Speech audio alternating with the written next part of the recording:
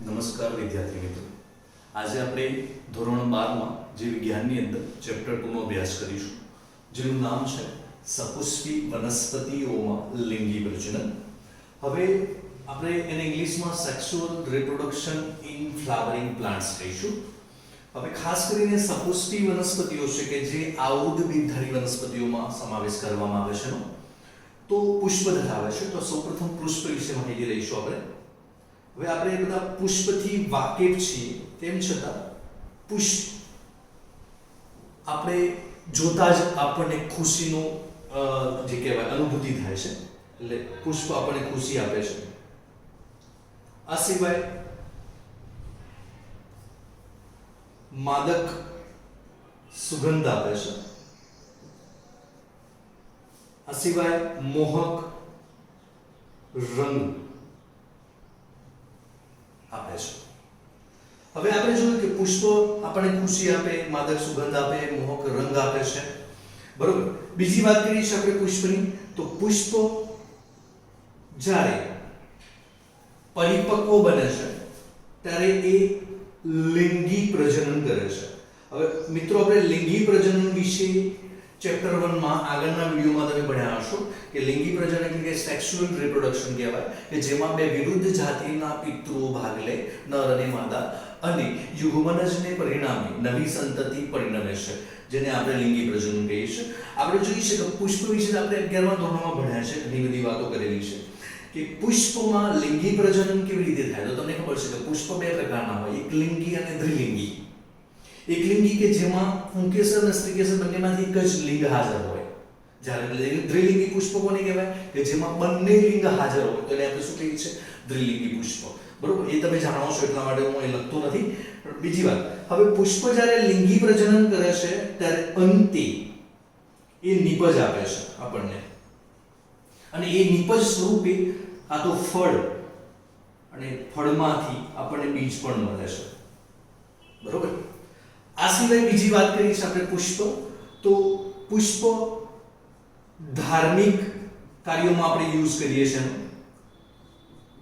સાંસ્કૃતિક કાર્યોમાં યુઝ કરીએ છીએ, સાંસ્કૃતિક મૂલ્ય તરીકે પણ કામ કરે છે, સામાજિક કાર્યોમાં પણ પુષ્પનો આપણે યુઝ કરીએ છીએ. સામાજિક એટલે તમે જાણો છો એ પ્રમાણે, બરોબર. તો તમે જુઓ છો કે ધાર્મિક, સાંસ્કૃતિક, સામાજિક, સૌંદર્ય લક્ષી કાર્યોમાં પણ આપણે યુઝ કરીએ છીએ, સુશોભનમાં પણ એનો આપણે યુઝ કરીએ છીએ. તો આ રીતે પુષ્પોનો અનેક રીતે ઉપયોગ થાય છે. આ સિવાય મિત્રો આપણે જોઈએ તો પુષ્પ એક લાગણીના પ્રતીક તરીકે પણ કામ કરે છે. તો આપણે જોઈએ કે લાગણીના પ્રતીક તરીકે કઈ રીતે કામ કરે છે, જે મનુષ્યની લાગણી છે એના પ્રતીક તરીકે કામ કરે છે.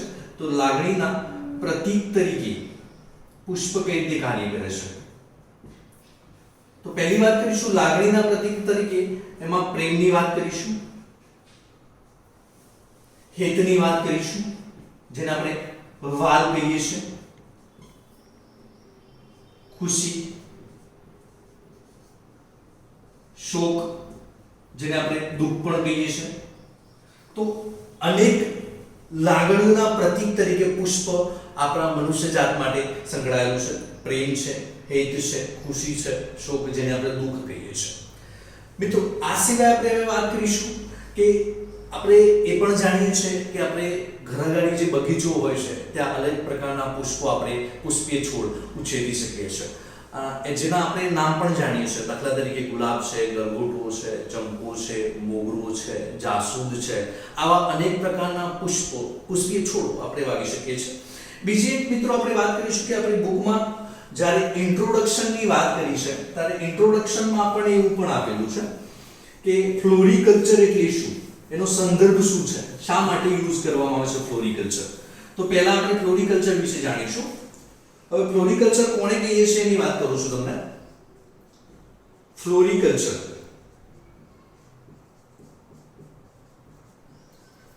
બરોબર. ફ્લોરિકલ્ચર જે છે એ બાગાયત વિદ્યા ની શાખા સાથે સંકળાયેલ છે. એક પ્રકારની બાગાયત વિદ્યાની શાખા છે કે જેની અંદર આપણે એવું કરી શકીએ કે પહેલા તો પુષ્પનું સંવર્ધન થાય, એટલે મીન્સ કે પુષ્પને છોડને ઉછેરી અને પુષ્પનું સંવર્ધન કરવામાં આવે. ત્યારબાદ પુષ્પ થયા પછી લિંગી અંગો આવે, ત્યારબાદ એનું સંકરણ કરવામાં આવે. Second step સંકરણ.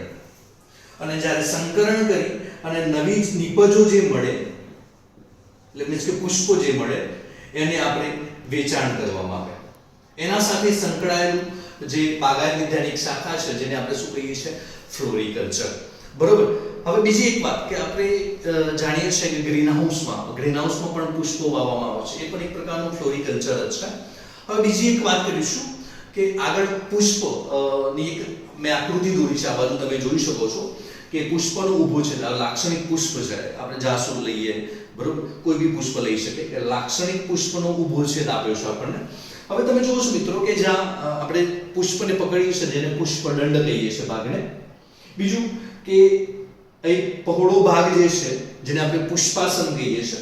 હવે તમે જુઓ છો કે સૌપ્રથમ સૌથી બહારનું મિત્રો વજ્રપત્ર છે, અને વજ્રપત્રો ભેગા થાય એટલે વજ્ર ચક્ર બને. આ બધું તમે 11મા ધોરણમાં ભણ્યા છો, તેની છતાં ફરતી એક માહિતી આપી દઉં છું.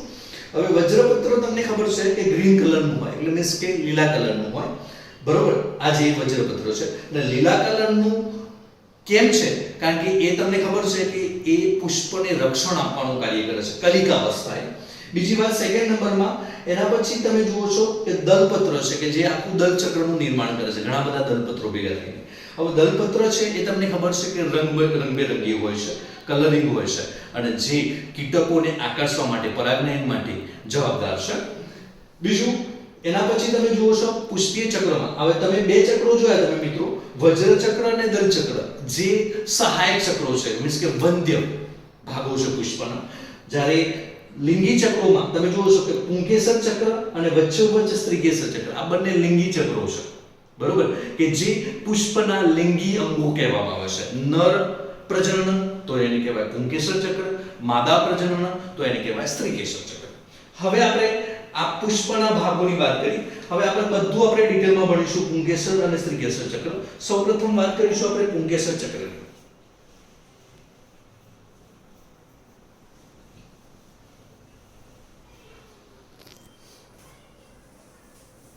હવે આપણે જોઈએ છે કે પુષ્પના લિંગી અંગો અથવા લિંગી ભાગો. તો લિંગી ભાગોમાં તમે જાણો છો એ પ્રમાણે સહાયક ભાગોની આપણે જરૂર નથી, ખાલી લિંગી ભાગોની વાત કરીશું. તો એક તો પુંકેસર ચક્ર છે જેને આપણે નર પ્રજનન અંગ કહીએ છીએ, અને સેકન્ડ નંબરમાં સ્ત્રીકેસર ચક્ર છે જેને જાયંત પણ કહેવાય, સ્ત્રીકેસરને જેને માદા પ્રજનન અંગ પણ કહેવામાં આવે છે. સૌપ્રથમ આપણે પુંકેસર વિશે ભણીશું. હવે પુંકેસર ચક્ર એટલે નર પ્રજનન અંગ વિશે ભણીશું આપણે. એટલે આજે પહેલા આની માહિતી લઈ લઈએ કે નર પ્રજનન અંગ એટલે શું. તો નર પ્રજનન અંગમાં પુંકેસર આવે. હવે પુંકેસરને હું દોરું છું, તમે જુઓ કે પુંકેસર કેવું હોય છે. પહેલી વાત પુંકેસર વિશે વાત કરીશું. તો પુંકેસરમાં તમે જુઓ છો કે ઉપરની બાજુએ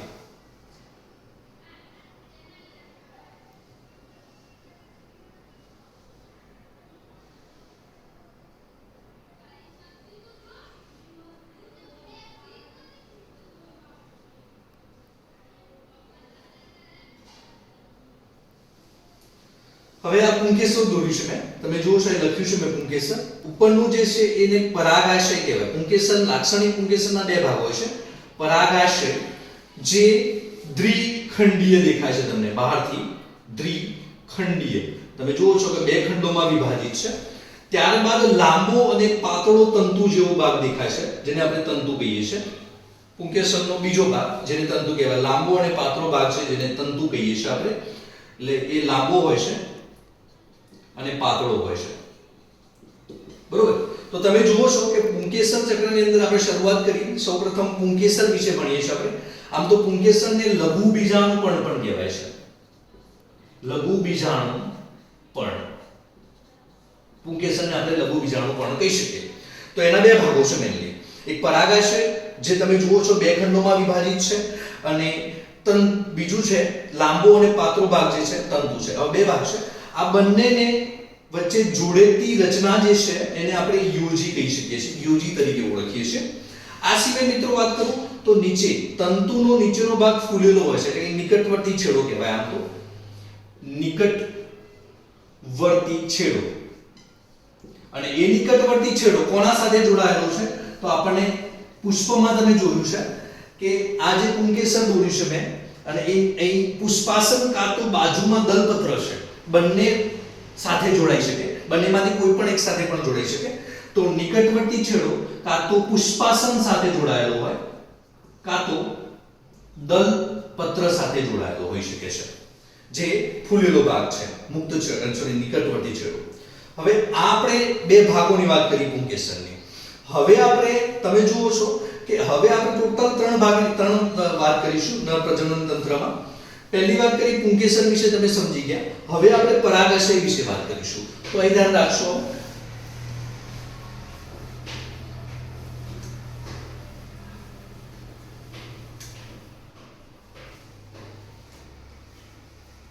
હવે એનો મતલબ કે આપણે પહેલા પુંકેસર વિશે ભણ્યા, જેને લઘુ બીજાણુ પણ કહેવાય છે.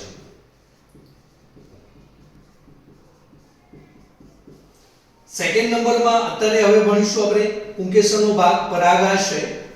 પરાગાશયને લઘુ બીજાણુ ધાની કહેવાય છે.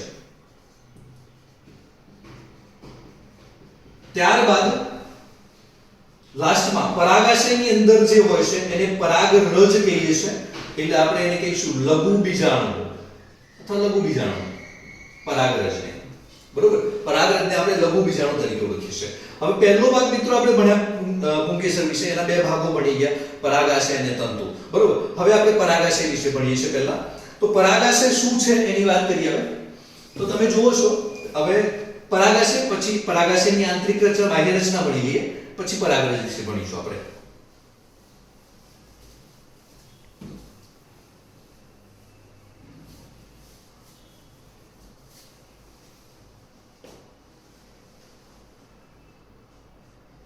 હવે નર પ્રજનન અંગમાં આપણે પહેલી વાત કરી ચૂક્યા પુંકેસરની. હવે આપણે વાત કરીશું અત્યારે પરાગાશય. હવે આવૃતબીજધારી વનસ્પતિની વાત કરીએ, સપુષ્પી વનસ્પતિઓ જ કહેવાય. તો પરાગાશયને લઘુ બીજાણુ ધાની કહેવામાં આવે છે. તમને ખબર છે તે પ્રમાણે શું કહેવાય એને? લઘુ બીજાણુ ધાની, પરાગાશયને. હવે તમે જુઓ કે તમારી ટેક્સ્ટ બુકમાં એક બીજી એક આકૃતિ આપેલી છે. હવે હાલ જ આપણે એક આકૃતિ દોરી હતી, એમાં આપણે પરાગાશય આ રીતે બતાવ્યું, દ્વિખંડી આ રીતે. જ્યાં નીચેથી તમને ખબર છે કે યોજી વાળો ભાગ આપણે વાત કરી હતી, આને આપણે પરાગાશય કહેતા હતા, બરોબર, અને આને આપણે તંતુ કહેતા હતા. નીચે ફૂલેલો ભાગ આપણે જેને નિકટવર્તી ભાગ કહેતા હતા. હવે તમે જુઓ છો કે હા, બીજી એક વાત મિત્રો વાત કરી દઉં કે આ જે પુંકેસર છે એની લંબાઈ દરેક પુષ્પમાં જુદી જુદી હોઈ શકે છે, પુંકેસરની લંબાઈ અને સંખ્યા. બીજી વાત કે પરાગાશય તમે જુઓ છો તો બહારથી દ્વિખંડીય છે, એટલે આપણે શું લખીશું એને? દ્વિખંડીય છે. એ તો આપણે આગળ પણ વાત કરી ચૂક્યા. પણ જ્યારે એનો અનુપ્રસ્થ છેદ લો છો, એની આકૃતિ બીજી એક આપણને ટેક્સ્ટ બુકમાં આપેલી છે, એ જોઈ લેવાની રહેશે. જેનો અનુપ્રસ્થ છેદ લેશો તો એની અંદર એક ખંડમાં બે કોટરો જોવા મળશે. આ એક ખંડ છે એમાં બે કોટરો, બીજા ખંડમાં બે કોટરો, એટલે ટોટલ ચતુષ્કોટરીય જોવા મળશે. ચતુષ્કોટરીય એનો મતલબ કે ચતુષ્કોટરીય આપણને પરાગાશય અંદરથી જોવા મળશે. બીજું, પરાગાશય તમે બહારથી જોશો તો એ ગોળાકાર હશે, બરોબર. આવું આવૃતબીજધારીમાં પણ હોઈ શકે. હવે દ્વિખંડીય છે, તમે જોયું એ પ્રમાણે અનુપ્રસ્થ છેદ લઈએ છે, અનુપ્રસ્થ લાડો, તો એને ચતુષ્કોટરીય, કારણ કે એક ખંડમાં બે કોટર હોય છે, એમ બે ખંડ છે તો ચાર કોટર થયા. બીજું ગોળાકાર હોય છે બહારથી મિત્રો. હવે બીજી વાત, પરાગાશયની આ વાત કરીએ. હવે પરાગાશયની આપણે આંતરિક રચના ભણવી પડશે મિત્રો. તો હવે પરાગાશયની આંતરિક રચનાની વાત કરીએ. તો પરાગાશયની ખાસ તો લઘુ બીજાણુ ધાની કહેવાય છે. મોસ્ટ ઇમ્પોર્ટન્ટ એક્ઝામ માટેનો ક્વેશ્ચન છે કે પરાગાશયની આંતરિક રચના, બરોબર. મિત્રો પરાગાશયની આંતરિક રચના સમજતા પહેલા આપણે થોડી બીજી પણ વાત કરી દઈએ પરાગાશયની. તો આપણે મેં તમને કીધું હતું કે આગળની બીજી એક આકૃતિ છે બુકમાં, એ તમે જોશો, પણ તેમ છતાં હું તમને કહી દઉં કે તમે જુઓ છો કે ચતુષ્કોટરીય છે. તમે જુઓ અહીંથી આયામ ખાંચ આવેલી હોય અને એક ખંડ આપો છો અને એક આ ખંડ છે, એટલે તમે જુઓ છો ટોટલ કે એક ખંડમાં 2 કોટર છે, બીજા ખંડમાં 2 કોટર, એટલે ચતુષ્કોટરીય થઈ. હવે તમે જુઓ કે આ એક લઘુ બીજાણુધાની, એક લઘુ બીજાણુધાની, લઘુ બીજાણુધાની, એટલે 4 લઘુ બીજાણુધાની થઈ. જ્યારે લઘુ બીજાણુધાની જ્યારે વિકાસ પામે ને મિત્રો, ત્યારે આની અંદર પરાગકોથળીનું નિર્માણ થાય. શેનું નિર્માણ થાય? પરાગકોથળી આની અંદર. અને એ પરાગકોથળી એટલે પરાગકોટર પણ કહેવાય, પોલાણ, જેની અંદર પરાગરજ હોય છે. જેની અંદર શું હોય છે? પરાગરજ. હવે મિત્રો આપણે પરાગાશયની આંતરિક રચના ભણીએ, જેને કહેવાય લઘુ બીજાણુધાની કહીએ છીએ. પરાગાશય શું બોલે? લઘુ બીજાણુધાની. હવે તમે જુઓ છો કે મેં એક ની આંતરિક રચનાનો એક આકૃતિ દોરી છે. તમે જુઓ છો બંને આકૃતિમાં તમે જોઈ શકો. હવે પહેલી વાત કરીશું આપણે કે પરાગાશયની આંતરિક રચનામાં ટોટલ 4 સ્તરો જોવા મળે. એક પ્રથમ નંબરનું, બીજું, ત્રીજું અને ચોથું. આ 4 સ્તરો તમને આની અંદર જોવા મળે છે. પણ સૌપ્રથમ મિત્રો 4 સ્તરો આપણે વાત કરીએ એ પહેલા હું તમને બીજાણુજનક પેશી વિશે સમજાવી દઉં. બીજાણુજનક પેશી એટલે શું? તો એવું કહી શકાય કે સઘન રીતે ગોઠવાયેલા, અહીં તમે જુઓ છો અંદર બતાવીશ મેં, તો આ શું છે? ખરેખર શું કહીએ આપણે? લઘુ બીજાણુધાની છે. તો બીજાણુજનક પેશી કોને કહેવાય? કે સઘન રીતે ગોઠવાયેલા સમજાત કોષોનો જે સમૂહ છે અંદર, ક્યાં? પોષક સ્તરની અંદર આવે, એને શું બોલાય? બીજાણુજનક પેશી. કોને કહેવાય? સઘન રીતે ગોઠવાયેલા અંદર સમજાત કોષોના સમૂહને શું કહેવાય? બીજાણુજનક પેશી. બીજી એક વાત આવે. હવે મિત્રો આપણે પરાગાશયની આંતરિક રચનામાં ટોટલ 4 સ્તરો વિશે ખાસ અભ્યાસ કરીશું. આ 4 સ્તરો તો મેં તમને અહીં પણ બતાવ્યા છે, પણ અહીં સમજી લઈએ પહેલા. હવે તમે જુઓ છો કે દ્વિખંડી થયું, આયામ ખાંચ આવેલી હોય, દ્વિખંડી થઈ ગયું, 2 ખંડોમાં 4 કોટર થયા, અને 4 કોટરોમાં એક કોટરમાં 2 લઘુ બીજાણુધાની, આમાં પણ 2 લઘુ બીજાણુધાની, એટલે ટોટલ 4 લઘુ બીજાણુધાની થઈ ગઈ. લઘુ બીજાણુધાની વિકાસ પામે એટલે શું શાનું નિર્માણ થાય? મેં તમને કીધું એ પ્રમાણે પરાગકોથળી, પરાગકોટર, અને એ પરાગકોટર ની અંદર પરાગરજ હોય છે. બરોબર? હા. પછી પરાગાશય જ્યારે પરિપક્વ બને ત્યારે સ્ફોટન પામે ત્યારે એમાંથી પરાગરજ મુક્ત થઈ શકે. બીજી એક વાત, હવે આ 4 સ્તરોને આપણે ડિટેલમાં અહીં ભણીએ છીએ. તો તમે જુઓ છો, પહેલું સૌથી બહારનું સ્તર અધિસ્તર, બીજા નંબરનું સ્ફોટી સ્તર જેને તંતુમય સ્તર પણ કહેવાય, એન્ડોથેસિયમ પણ કહેવાય, ત્રીજા નંબરનું મધ્ય સ્તર છે, ચોથા નંબરનું છે પોષક સ્તર કે જે પરાગરજને પોષણ આપવાનું કાર્ય કરે છે. તો આપણે 4 સ્તરો ડિટેલમાં ભણીએ મિત્રો.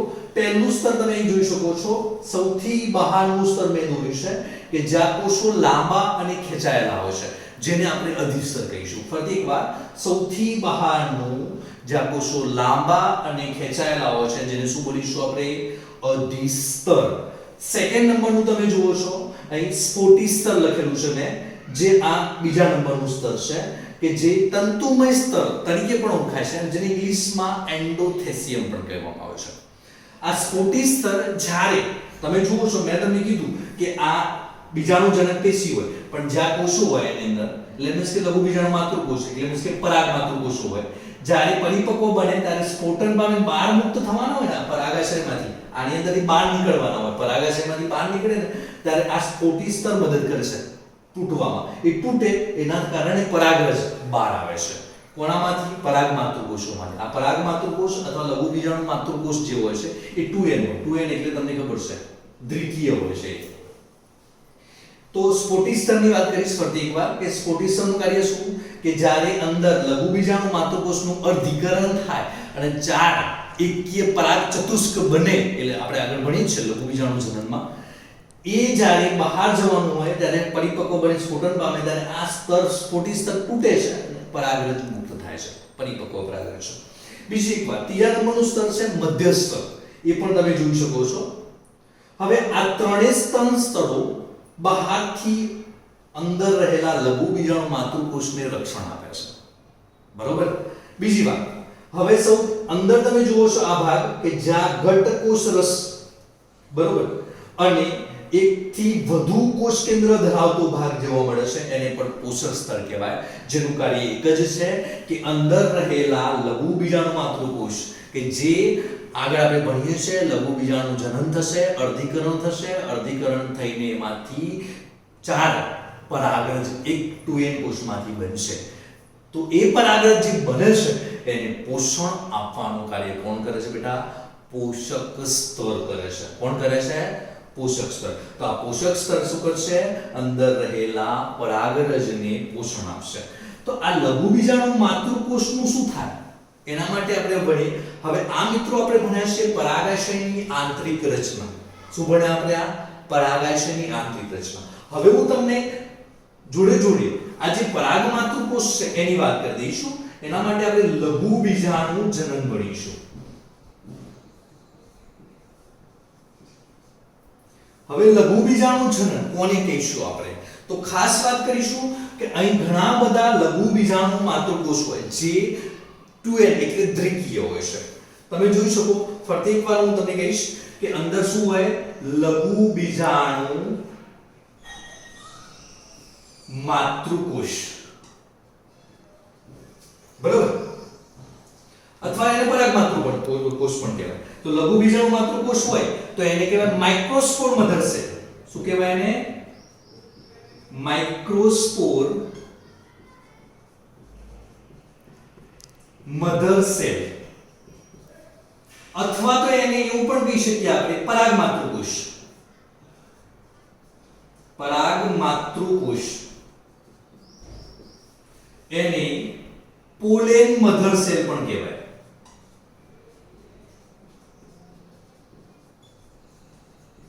એટલે તમે શોર્ટમાં એવું પણ કહી શકો એને PMC. જ્યારે આને NMC પણ કહી શકો. આમ આગળ જોઈશું મહાબીજાણુ માતૃકોષ તો એને કહેવાય મેગાસ્પોર મધર સેલ, એમાં પણ MMC આવશે. પણ આને બંને નામે ઓળખી શકીએ આપણે. અહીં જે કોષો છે 2n. હવે એનું શું થાય છે? લઘુ બીજાણુ જનન એટલે શું? તો જે મહાબીજાણુ લઘુ બીજાણુ માતૃકોષ જે છે એનું અર્ધીકરણ થવાથી એમાંથી 4 એકકીય પરાગ ચતુષ્કનું નિર્માણ થાય છે. અને એ પરાગ ચતુષ્ક જ્યારે શુષ્ક બને છે ત્યારે એ એક એક છૂટી પડે છે અને મુક્ત થયેલી હોય છે, એને આપણે પરાગરજ કહીએ છીએ. કેવી રીતે મિત્રો જોજો. દાખલા તરીકે અહીં જુઓ, આ હું દોર્યું છે 2n કોષ, બરોબર. આપણે અહીં લખીએ આ 2n કોષ છે. હવે એનું અર્ધીકરણ થાય. સૌપ્રથમ અર્ધીકરણ 1, બરોબર. આ કયો કોષ લખ્યો છે મેં? જે લખ્યું છે PMC અથવા તો MMC. હવે અહીં જે કોષ છે આ એક કોષની વાત કરી છે, એવા ઘણા બધા છે. એનું અર્ધીકરણ થાય એટલે સિંગલ એન બે કોષો બન્યા. તમને ખબર છે મિત્રો, અર્ધીકરણ ફરતી થશે સિંગલ એન